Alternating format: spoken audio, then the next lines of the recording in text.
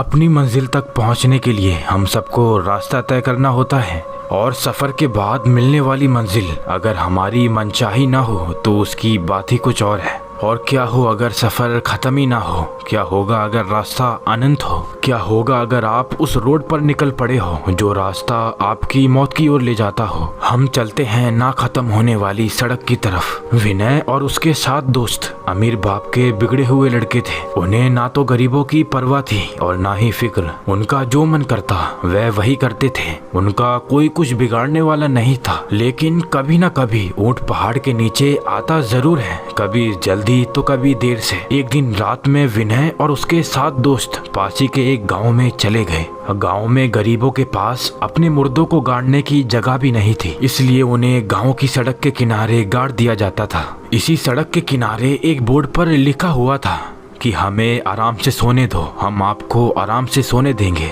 जब विनय और उसके 7 दोस्त वहां पहुंचे तो सबसे पहले उन्होंने वो बोर्ड निकाल फेंका और फिर जिंदा इंसानों की इज्जत ना करने वाले इन लफंगों के एकजुट ने मुर्दों के साथ भी यही सलूक शुरू कर दिया। कोई कब्र पर रखे फूलों को फेंकने लगा तो कोई कब्र पर बैठकर शराब पीने लगा। कोई कब्र पर रखे पत्थरों को फेंकने लगा तो किसी को कब्र पर पेशाब करने का आइडिया आया। जब इन गिरी हुई हरकतों से इनका मन भर गया तो वह आगे बढ़ गए। अभी तक जो हुआ वह विनय और उसके दोस्तों ने किया, पर अब किसी और की बारी थी। सारे दोस्त उसी रास्ते पर आगे बढ़ते जा रहे थे। तभी उनमें से एक को महसूस हुआ कि बहुत देर हो गई पर आगे कुछ नहीं आ रहा और उन्हें ये लग रहा है कि वह उसी रास्ते पर गोल गोल घूम रहे हैं और वह कब्र बार बार उनके सामने आ रही है। तभी उनमें से एक बोला, यार विनय, तुझे ये नहीं लगता कि हम यहाँ से पहले भी गुजर चुके हैं? विनय बोलता है, क्या बकवास कर रहा है, लगता है तुझे चढ़ गई है। 2-3 घंटे और चलने के बाद दोस्तों की नजर उसकी घड़ी पर जाती है। उसकी घड़ी पर 7 बज रहे हैं और ये शाम के 7 बजे तो नहीं हो सकते,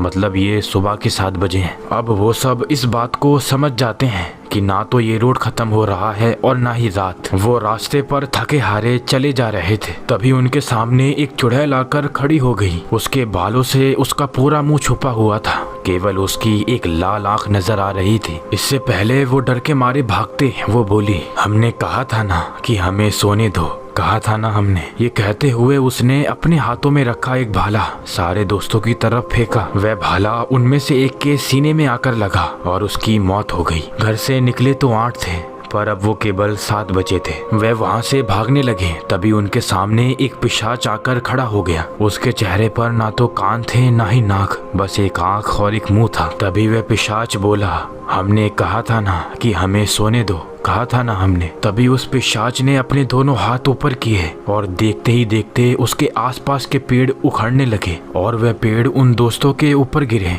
इन सब के बीच 3 और दोस्तों की मौत हो गई और अब इनमें से केवल 4 लोग बचे हुए थे। चारों दोस्त तुरंत वहां से भागने लगे। सब लोग थके हुए थे और पीने के लिए पानी भी नहीं था और रात खत्म होने का नाम ही नहीं ले रही थी। विनय का एक दोस्त बोलता है, विनय, हमने इन लोगों को सोते हुए परेशान करके अच्छा नहीं किया, ये हमसे इसी बात का बदला ले रहे हैं। विनय बोलता है, हाँ, इतना तो हर बेवकूफ को समझ आ गया है कि ये लोग हमारे साथ ऐसा क्यों कर रहे हैं। वो लोग आपस में बात कर ही रहे होते हैं कि इतने में उन्होंने देखा कि रोड में एक गड्ढा हुआ है और उनमें से एक दोस्त गड्ढे में जा गिरा। अब सिर्फ 3 दोस्त बचे थे। तभी उनमें से एक दोस्त बोला, क्यों ना हम अपनी गलती को सुधारें। हमने जो कुछ भी उन कब्रों के साथ किया, अगर हम लोग उसे ठीक कर देते हैं तो शायद हमारी जान बच जाए। विनय कहता है, बिल्कुल ठीक कहते हो, चलो। ये कहकर वह तीनों वापस उन्हीं कब्रों की तरफ चले गए और वहाँ जो फूल उन्होंने फेंके थे वापस उसी कब्र पर रख दिए। जो पत्थर उन्होंने फेंके थे